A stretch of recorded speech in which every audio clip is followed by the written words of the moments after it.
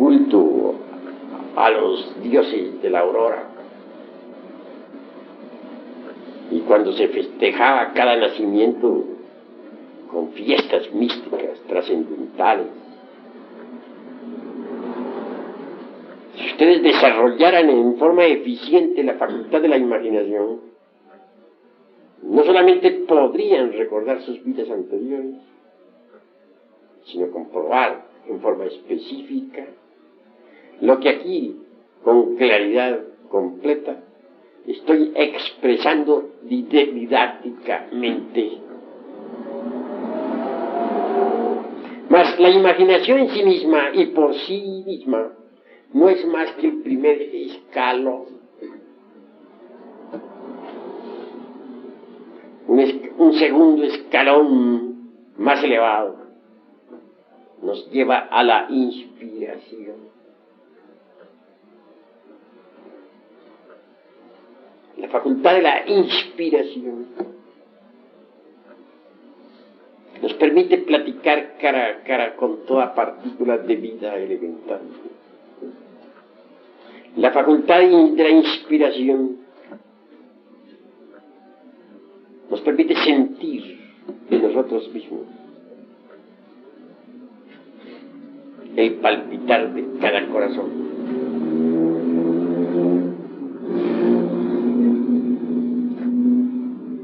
Imaginemos por un momento nuevamente el ejercicio del rosario.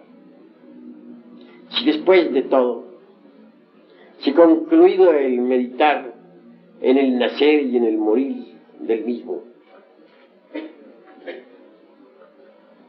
desaparecieron los reños y los pétalos de la flor,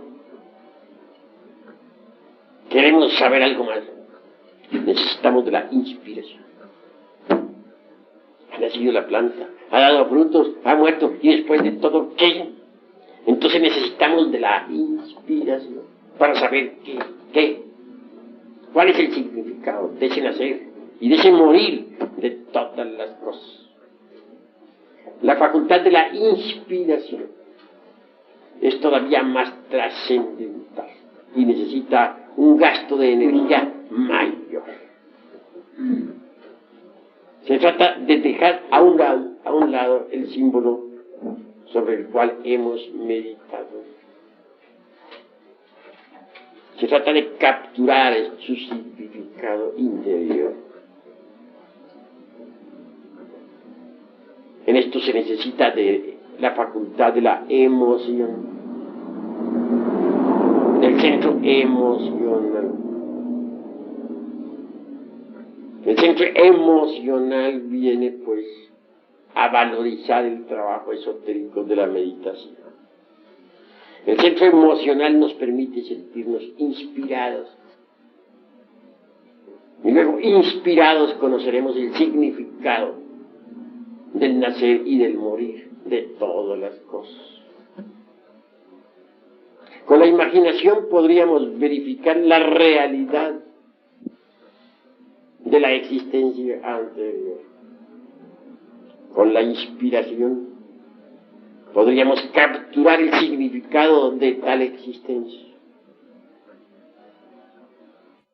su motivo, su causa, su porqué.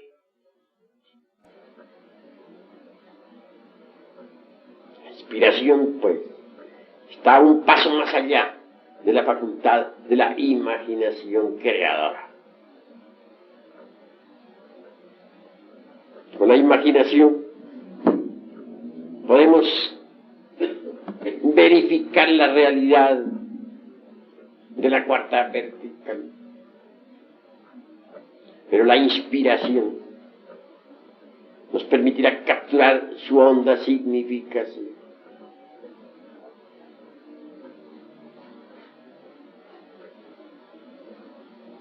Por último, más allá de la facultad de la imaginación y de la inspiración, tenemos que llegar nosotros a las cimas de la intuición. Así pues, imaginación, inspiración, intuición son las tres escalas de la iniciación. La intuición es algo diferente. Volvamos al rosal de nuestro ejemplo. Indubitablemente, con el proceso de la imaginación durante el ejercicio esotérico, trascendental y trascendente, hemos visto los procesos, hemos visto cómo creció el rosal, cómo dio frutos y por último cómo murió, se convirtió en un montón de leños. La inspiración nos permitirá conocer el significado de todo eso. Pero la intuición nos llevará a la realidad espiritual de eso. Entonces penetraremos con esa preciosa facultad superlativa en un mundo exquisitamente espiritual. Nos encontraremos cara a cara, no solo con el elemental visto con la imaginación, el elemental del rosal, sino aún más, nos encontraremos con la chispa virginal, o la mónada divinal, o partícula ígnea suprema del rosal. Penetraremos en un mundo donde hallaremos a los Elohim, creadores citados por la Biblia, mosaica o hebraica. Veremos a toda la hueste creadora del ejército de la palabra. Es decir, hallaremos al demiurgo creador del universo. Es esa intuición la que nos permitirá platicar cara a cara con los arcangeloi,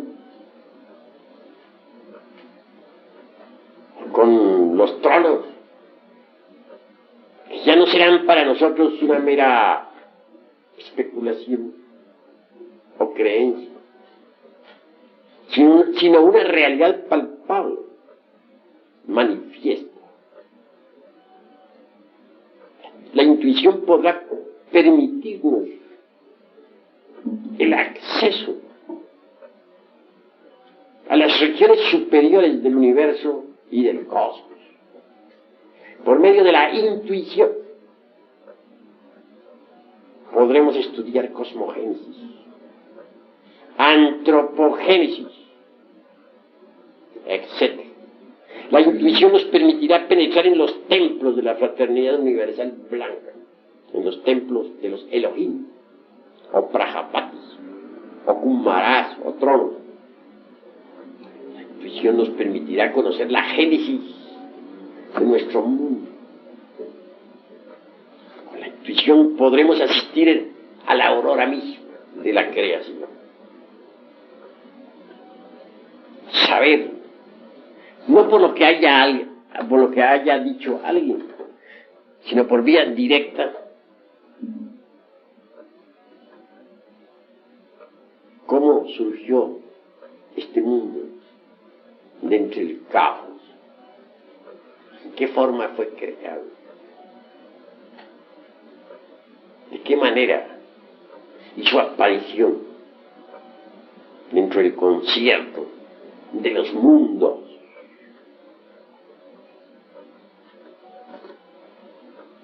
La intuición, pues, nos permitirá saber ya, en forma específica y directa, lo que no saben los brillantes intelectos de la época. Pues existen muchísimas teorías en relación con el mundo, con el universo, con el cosmos. Y estas pasan de moda constantemente, como los remedios de farmacia, como las modas de las damas o de los caballeros. A una teoría le sigue otra y a otra. Y al fin y al cabo el intelecto no hace sino especular y fantasear a lo lindo, sin poder experimentar jamás lo real. Pero la intuición le permite a uno, con conocer lo real. Es una facultad cognoscitiva trascendental. Grandioso es poder asistir al espectáculo del universo,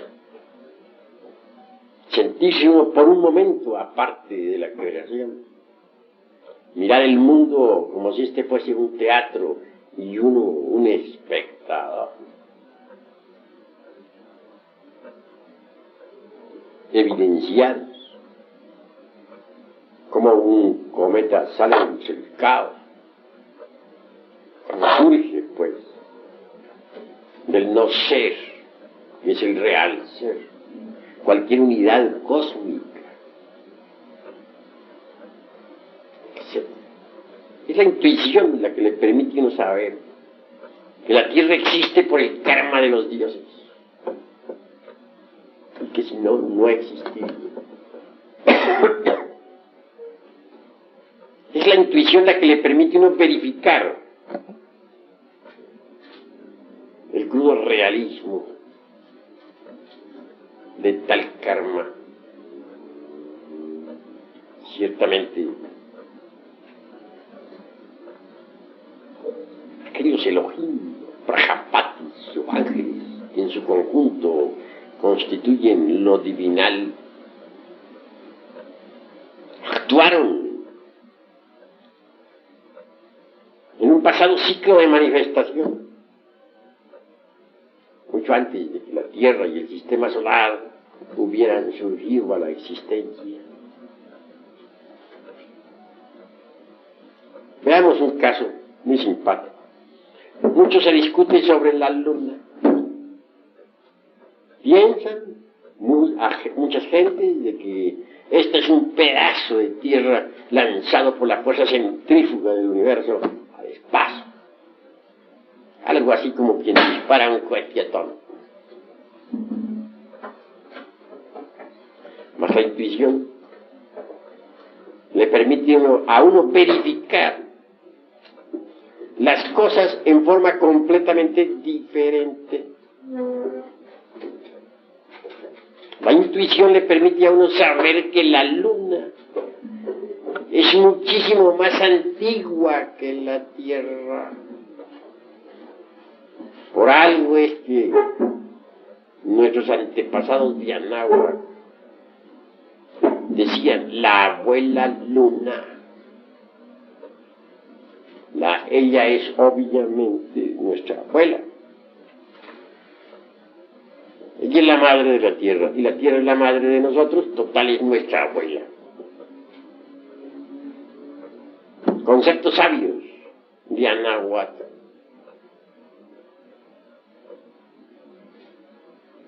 La Tierra realmente surgió mucho más tarde, en el devenir de los siglos. La Luna fue un mundo rico en el pasado.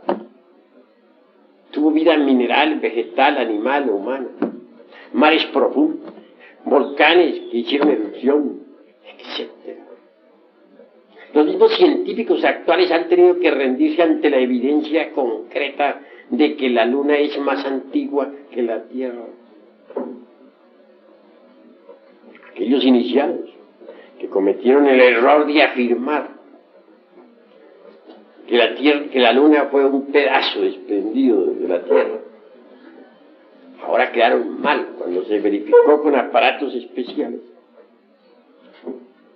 mediante el estudio de los guijarros traídos de la Luna, que esta es más antigua que la Tierra. Y así es. Tuvo humanidad, tuvo vida vegetal, fue un mundo rico. ¿Por qué se convirtió así en Luna?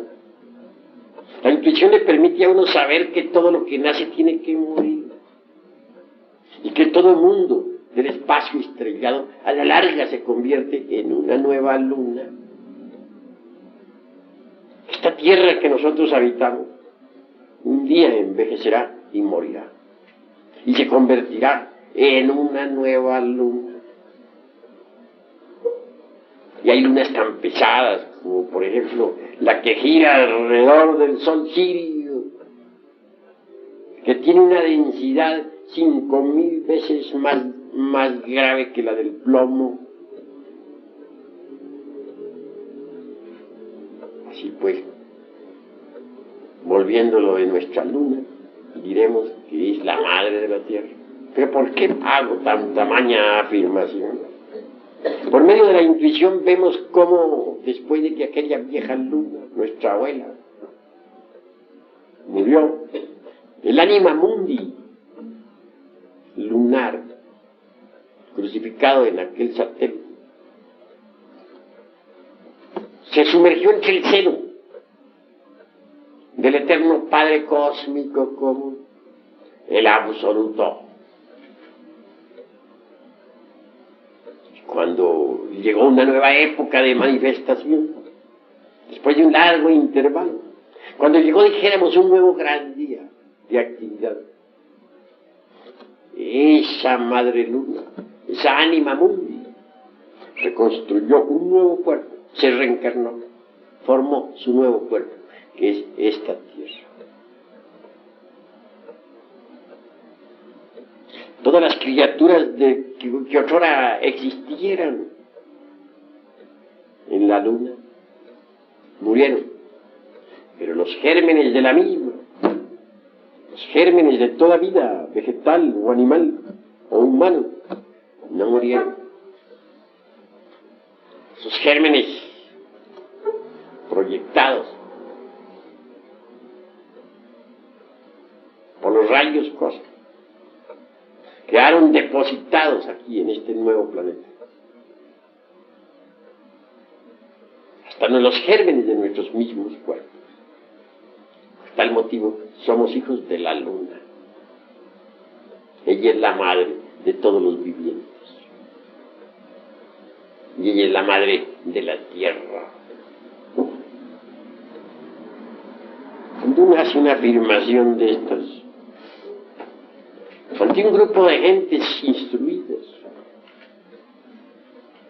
ante los eruditos del intelecto, ante aquellos que están acostumbrados a jugar malabares con la mente, ante los fanáticos de los silogismos y de los prosilogismos y de los esilogismos, del racionalismo subjetivista, pues obviamente se expone a la burla, al sarcasmo, a la ironía, a la befa, a la sátira, porque esto no puede ser admitido jamás por el racionalismo subjetivista del intelecto. Esto que estoy diciendo solamente puede ser asequible a la intuición. Si ustedes quieren algún día llegar de verdad a la iluminación, a la percepción de lo real, al conocimiento completo de los misterios de la vida y de la muerte, necesitarán subir incuestionablemente por la gradería maravillosa de la imaginación, de la inspiración y de la intuición. El mero racionalismo jamás podría llevarlos a ustedes a estas experiencias íntimas profundas. No, en modo alguno nos pronunciaríamos nosotros contra el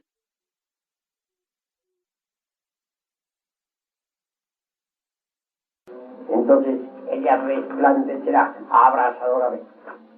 Entonces podremos ver, oír, tocar y palpar las grandes realidades de los mundos interiores. Repito, necesitamos arrojar del templo a los mercaderes. Esto es cuestión de tema, voluntad. Continuando pues, hacia adelante. El trabajo de preparación es extraordinario.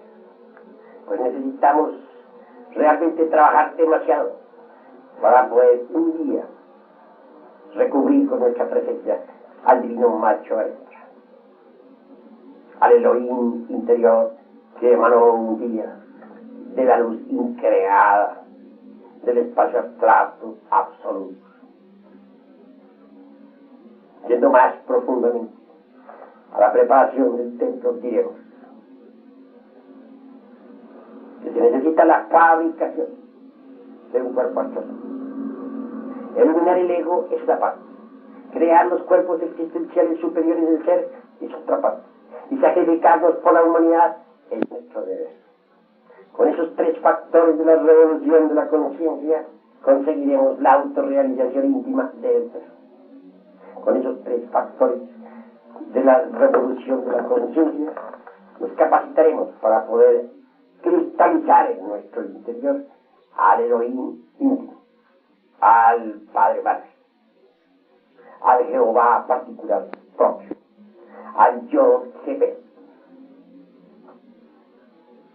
La creación de los cuerpos existenciales superiores del ser es también de suma paciencia. Necesitamos transmutar el sagrado esperma en energía. En otros tiempos, cuando la humanidad todavía no había desarrollado el abominable órgano Kundartiguado, nadie extraía de su cuerpo el sagrado esperma. Mas cuando le fue introyectado al animal intelectual el abominable órgano Kundartiguado, entonces gozó eliminando el sagrado esperma. Si nosotros transmutamos a esa materia venerable en energía, podremos crear los cuerpos existenciales superiores del ser. Pero ante todo hay que comprender diversos procesos alquimistas. Se nos ha dicho que para la gran obra, con una sola sustancia tenemos. ¿Cuál será esa sustancia? Nosotros respondemos con el mercurio de la filosofía secreta. ¿Dónde está ese mercurio? Pues diremos que es el alma metálica del esperma. Es claro que al no gastar el licor sexual, este se transmuta en energía. Y esa energía es el mercurio de la filosofía secreta. Es decir, el alma metálica del esperma es el mercurio de la filosofía secreta. Esa alma metálica está representada por Lucifer. Al citar a este personaje no debemos descansar. Este Lucifer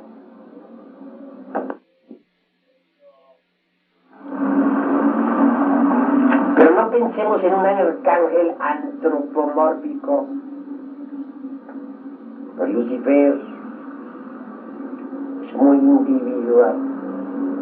Cada uno de nosotros tiene su Lucifer particular e individual.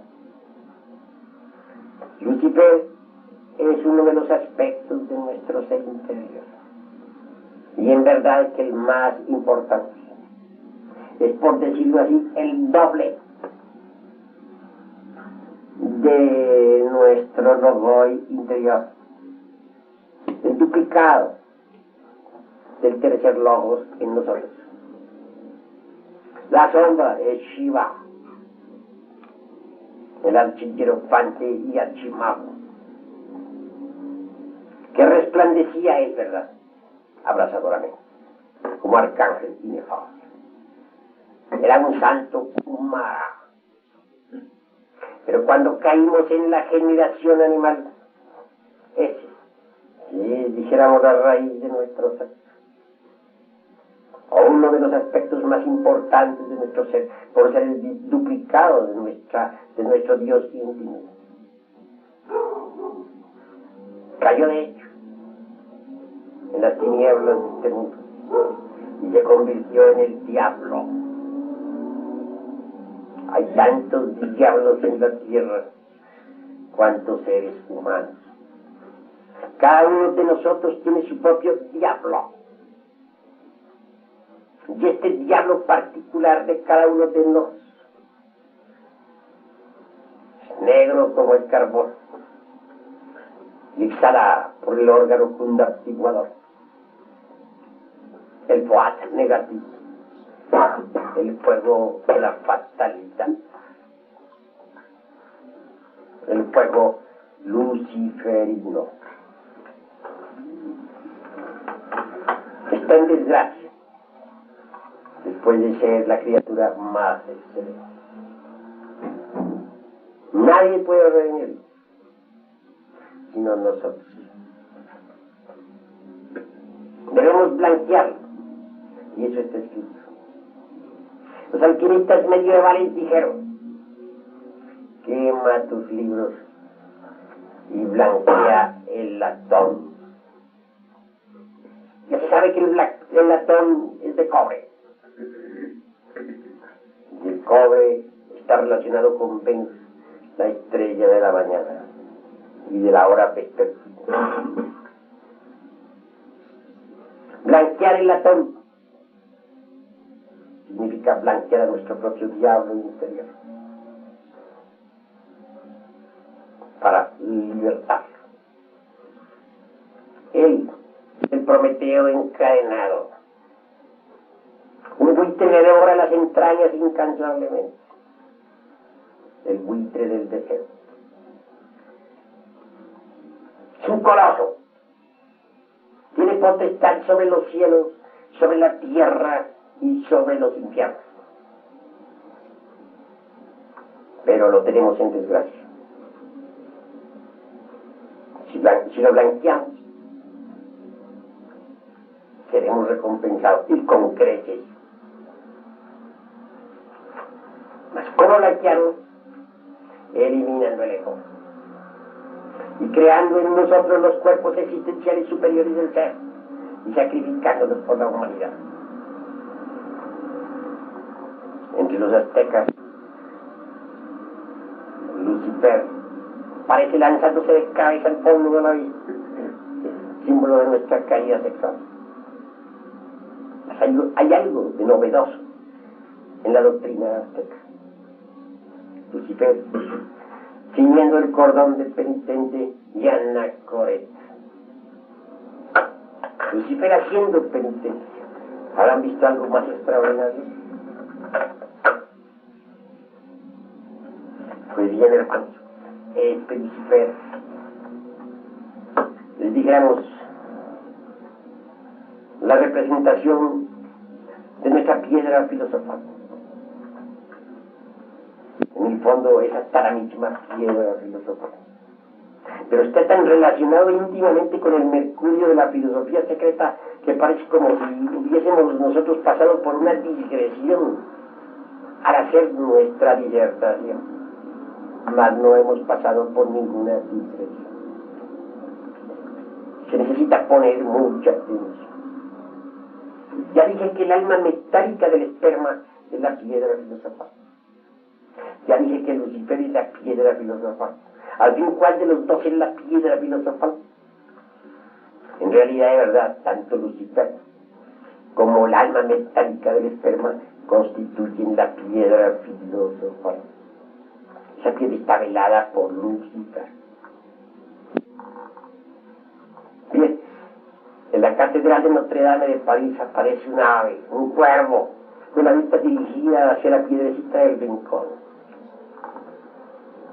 ¿Qué hay en la piedrecita del rincón? Una figura, el diablo. ¿Qué significa el cuervo de la putrefacción? La muerte.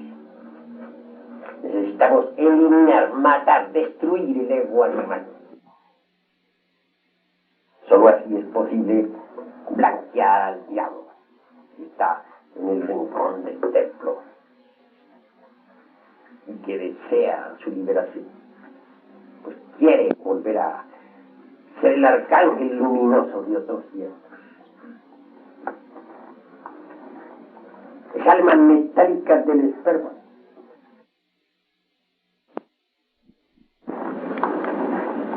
Las almas metálicas del esperma. Repito, es extraordinario.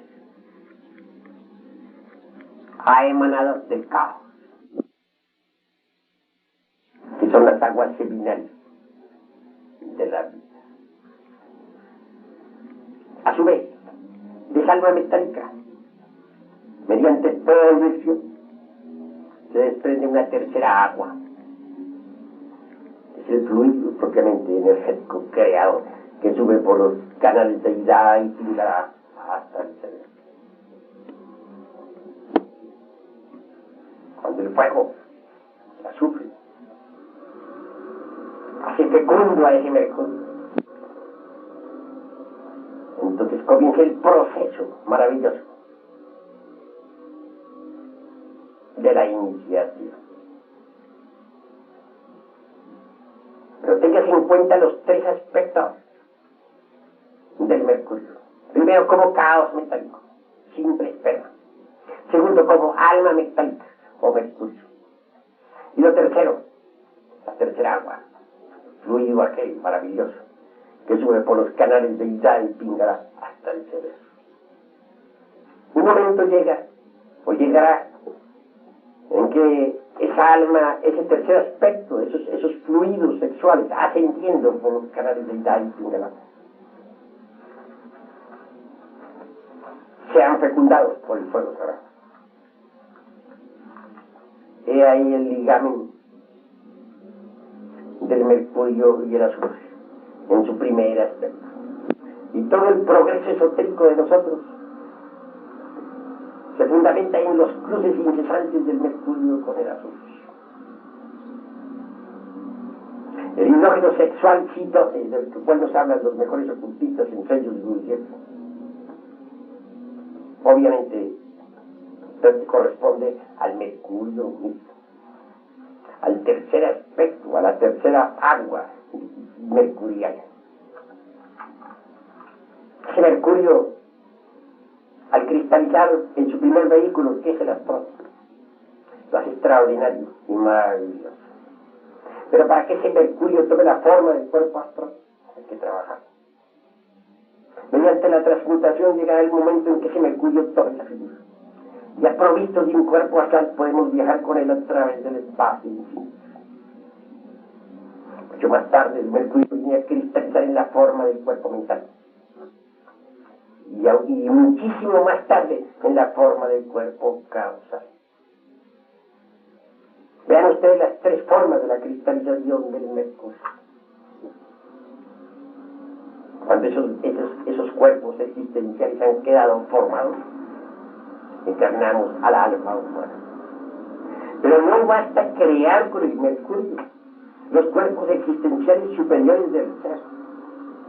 Debemos saber que Mercurio está llamado a cargar el oro del Cristo cósmico dentro de sí mismo. San Cristóbal cargando al niño, o la oveja cargando su bendición. Es una alegoría de esta verdad que estamos diciendo. Cada uno de nosotros debe, ante todo, preparar su mercurio. Una vez preparado, no olvidar que dentro de él debe desarrollarse el niño de oro de la alquimia sexual. Así pues, el hidrógeno sexual C12, de que nos habla Gurdjieff, no es otra cosa sino el mismo mercurio. Cuando se dice que el oro se desarrolla dentro del mercurio, es verdad. Pero ¿qué clase de oro es el que se forma? Repito, el oro Cristo, porque Cristo es el oro. Dentro de esos cuerpos del mercurio debe formarse el oro del Cristo. Es decir, debe el logos tomar forma. Ese es un trabajo dispendioso, arduo y difícil. No basta crear los cuerpos existenciales superiores del ser. Hay que ir más lejos. Es indispensable perfeccionarlos para que puedan ser recubiertos más tarde con las distintas partes del ser. Repito, no lo olviden, y que lo comprendan los aquí presentes y los que me escuchen. El mercurio es la materia fundamental de la gran obra.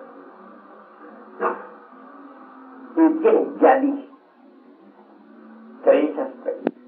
Y lo repito y lo aclaro. Primer aspecto, el caos propiamente de los ácidos, que es la secreción líquida, semilíquida, sensorial de las glándulas sexuales. Esto se da no solamente en el hombre, sino en la mujer. Porque si el hombre, bien es cierto que durante un orgasmo gasta su esperma, la mujer también tiene su esperma. Y cuando pasa por el orgasmo lo pierde miserablemente. Que los médicos no quieran llamar a la secreción sexual femenina de esperma es otra cosa. Pero los alquimistas sí le damos el nombre de esperma, porque es esperma. Estoy hablando en términos de alquimia rigurosa, no en términos clínicos, médicos. Y eso debe quedar aclarado en esta plática. Que tiene 3 aspectos, eso es verdad. Y si estoy repitiendo es para que sea entendido. El primer aspecto ya lo dije, es el nuevo esperma. El segundo aspecto resulta de la transmutación. Y dijéramos la parte tetradimensional del esperma. La parte sutil o etérica. El alma, dijéramos, de ese esperma. El alma metálica. Eso es el mercurio en su segundo aspecto. Pero el tercer aspecto deviene del segundo. Es la energía ya ascendiendo por los cordones de Ida y Pingala hasta el cerebro. Dicen los alquimistas que el mercurio debe ser fecundado por el azufre. Y conviene que ustedes me entiendan. Es claro que cuando los átomos solares y lunares del mercurio hacen contacto en el tridente cerca del coxis, por inducción despierta una tercera fuerza, que es el azufre, el fuego. Este asciende victorioso por el canal de Susumna, por el canal de medular de la espina dorsal hasta el cerebro. Y en su ascenso va abriendo los chakras, discos o centros maravillosos del cuerpo vital. Entonces se dice que el mercurio ha sido fecundado por el azufre. Es claro que ese mercurio fecundado por el azufre reviste nuevos aspectos maravillosos. Da origen a una primera creación